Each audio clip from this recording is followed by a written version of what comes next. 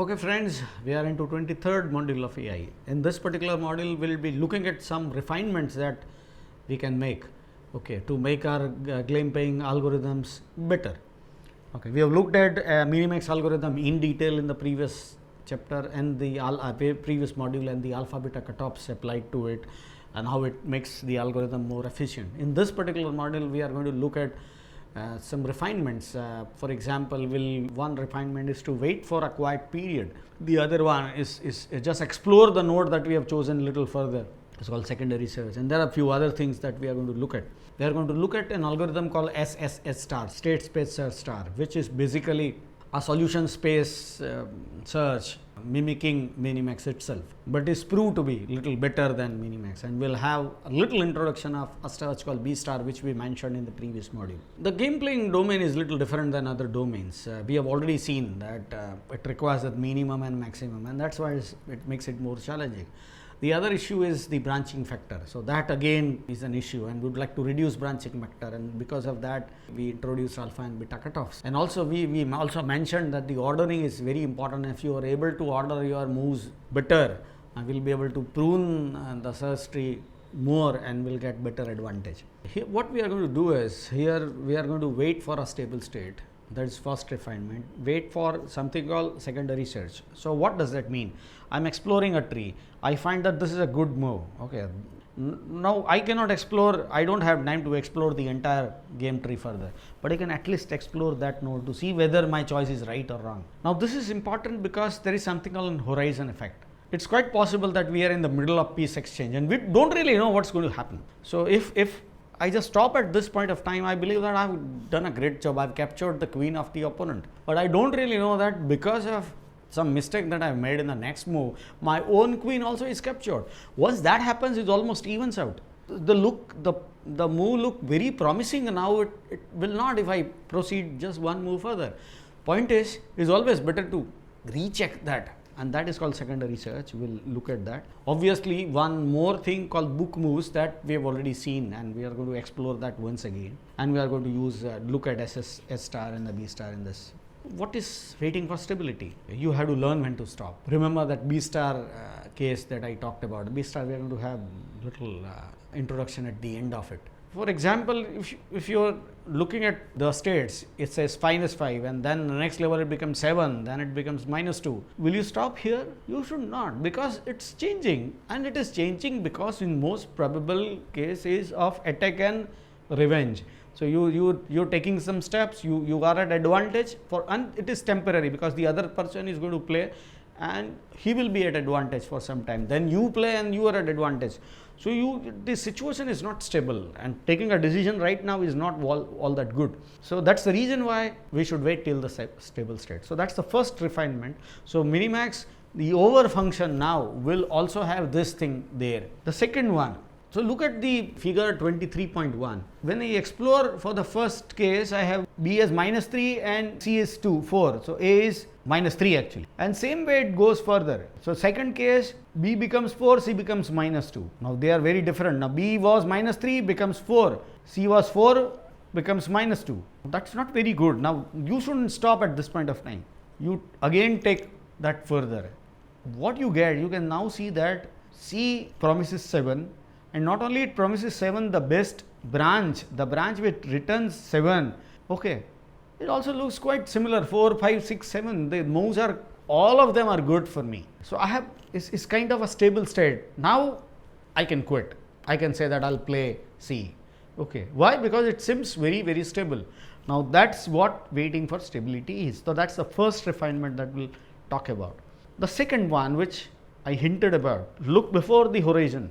So however deep you go, you can't explore the complete game tree. So you stop at ply number 5 or ply number 6 or ply number 7, but at some point of time you'll have to stop. Now exploring one ply further usually requires a huge effort, much more than the entire tree exploration. Even in the case, let us take the case of binary tree. Do you know what is the additional effort you need to explore just one additional level? Almost equal to the entire tree so far. Okay. Why? Because in level 1 you have 1. In the level 2 you have to explore 2 nodes. Once it is done, you explore next level, you will have to explore 4 nodes. You have explored 3 nodes so far, you will have to explore 4 nodes the next level. Next level, this 4 plus 3, total 7 nodes are already explored. If you want to reach to next level, you will have to explore 8 nodes. So in fact, 1 more node is to be explored, even in the case of binary tree. Higher the branching factor, more it is. So having an additional ply is almost impossible. Exploring that is almost impossible. But one good thing that you can do is you can explore that node for a level or 2 further, and you can combine this stability and this. So you can see that whether it is stable, I am getting consistently the same value, then I can rest assured that this node is at least as good as it is promising, and I can back that value up and can be certain about the outcome, and I can be more assured of. The third refinement, if I have already talked about book moves, I won't talk about that further in this particular module. But the other idea is to use some other algorithm other than minimax. For example, one useful alternative is IDA. I've talked about that IDA and chess 4.5. But then there is one more thing. The human players are quite smart. And let us look at a figure 23.2. I'm playing A. I have 2 children, B and C. B offers me -5, C offers me -7. C has 2 children, H and I. H offers -7, I offers 9. But his opponent's move, unfortunately, so he will play H and I'll get -7. The minimax will say that I should play B. But a human player would like to take a chance. Because what's the difference? If you play B, and opponent makes a mistake, see, opponent would play F, I'll get -5, opponent would make a mistake, I'll get -4. But in case of C, the opponent plays right, I'll get -7, which is not all that worse compared to -5. It's a little more worse, but not all that much different. But if opponent makes a mistake, I can almost win. So that's called taking a chance. The minimax in its row form will not take a chance like this. So this is an example where a conventional minimax algorithm does not hold good. And why it doesn't? Because there is a reason. You almost always expect the opponent to play the best move it can. What if he is not capable to? In many cases it is so. In that case, the minimax is not going to give you the right or the best answer. The best answer is sought actually by learning the opponent's mindset and deciding whether he is really going to choose the best move, or it's possible if we take a chance and there is a more likelihood of winning. So this is precisely the case. Here, if I play C and an opponent makes a mistake, I can win, but I don't stand a chance if I play B, because both the outcomes are worse. Okay, so that's the point here. Now let us look at the SSS Star algorithm. Now SSS Star algorithm is minimax in solution space.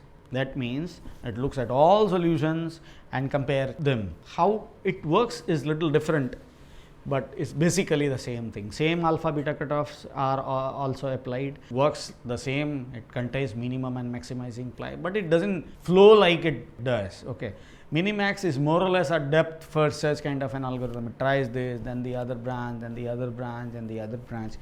While the SSS Star is more like the breadth first search algorithm. It explores everything because it explores all solutions. Okay, it concentrates on complete solutions. In fact, it's very similar to plan space planning. You just begin with a plan, then refine that plan. Here, it begins with something called a strategy and then improves that strategy further. We'll soon see what the strategy is.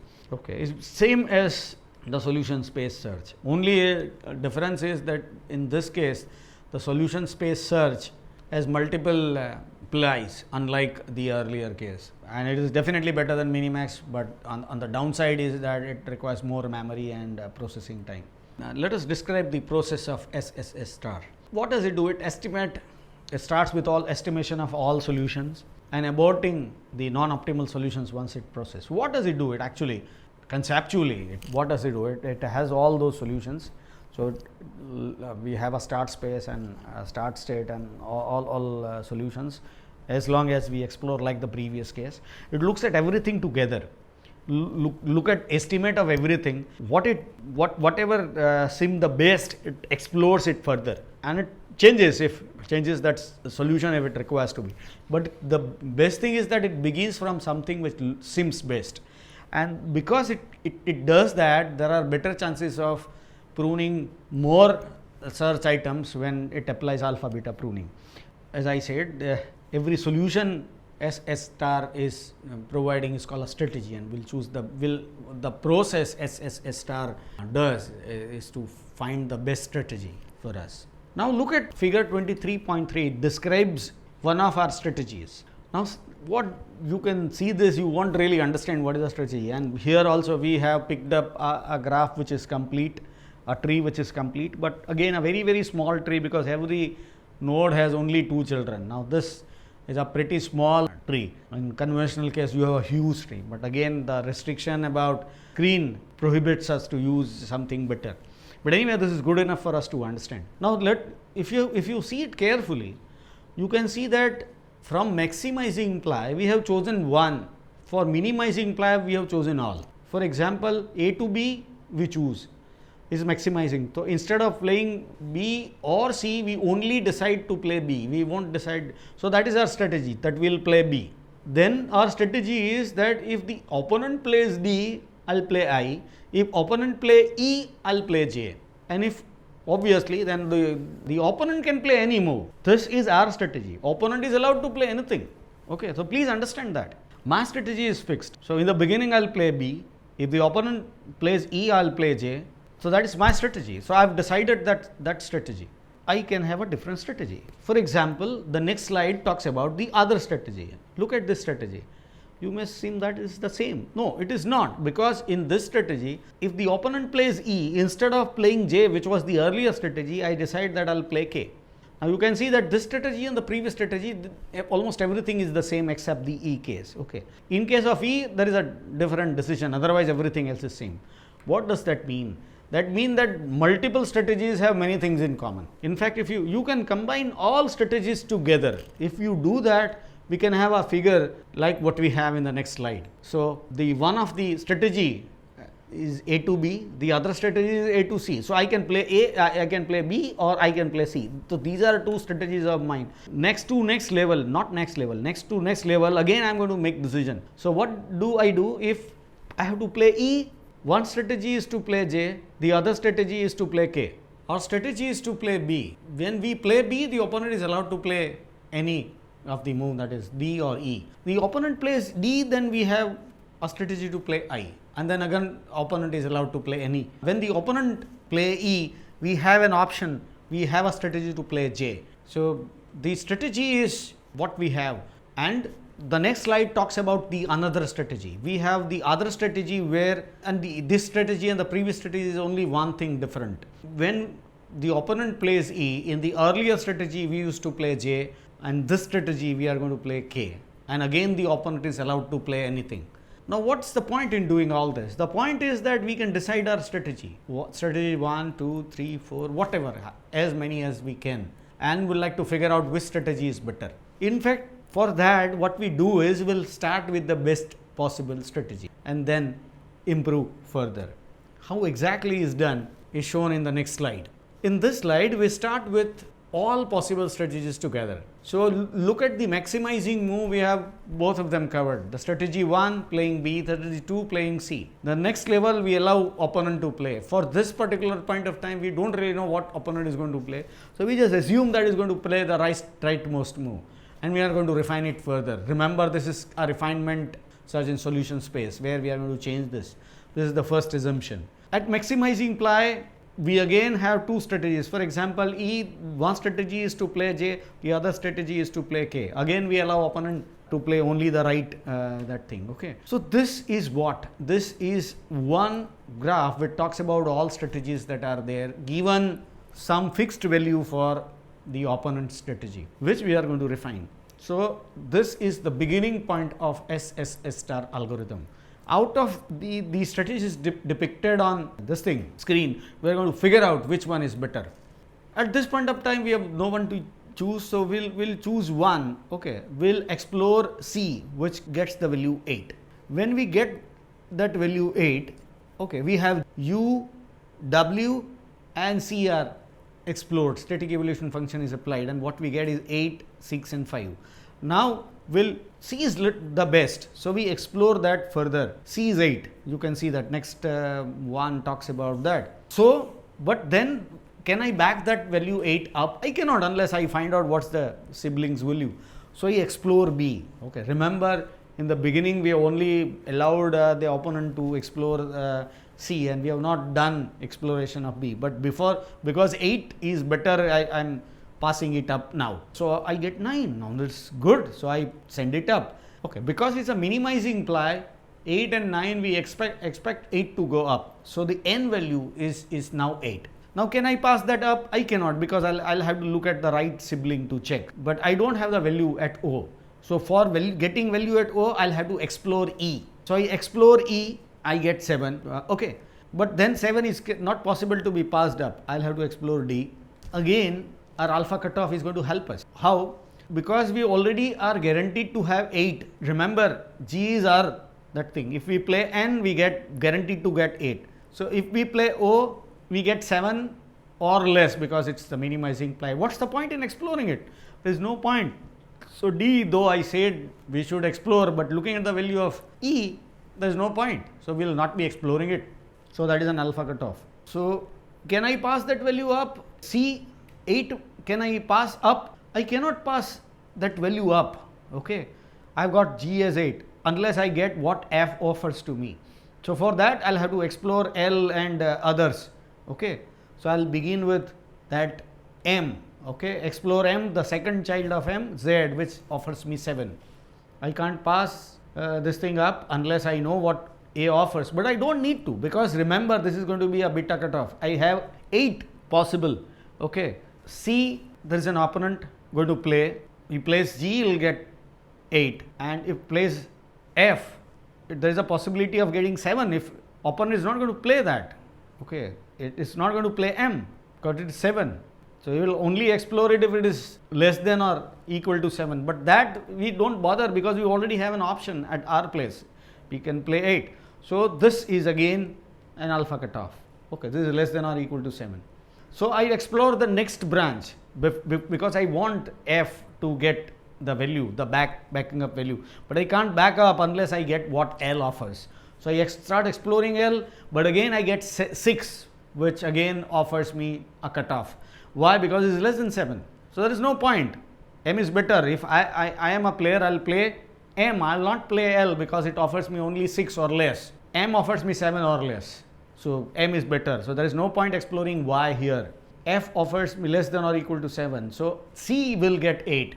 Now once I get that, I'll try to see, before I am interested in finding out what A gets, I know I need to know what B offers me. And if I want to get what B offers me, obviously I'll have to look at my strategy and determine what's the offering that I get from the rest.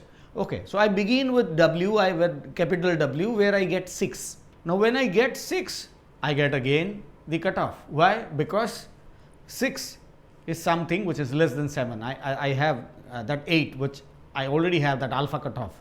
Okay, so anything less than 8, anything less than 8 is always cut off, so I don't care about that. So I get less than 6. So I explore U now. This branch J will have less than or equal to 5. Again alpha cutoff, this is removed. When E offers anything less than or equal to 6, the complete D branch is cut off. Why? Because B, if I will only play B if I get guarantee of getting something better. But if I play B, I know that opponent can play E, which gives me 6 or less. So I will not play that. So there is no point exploring D. You can see that that also is cut off now.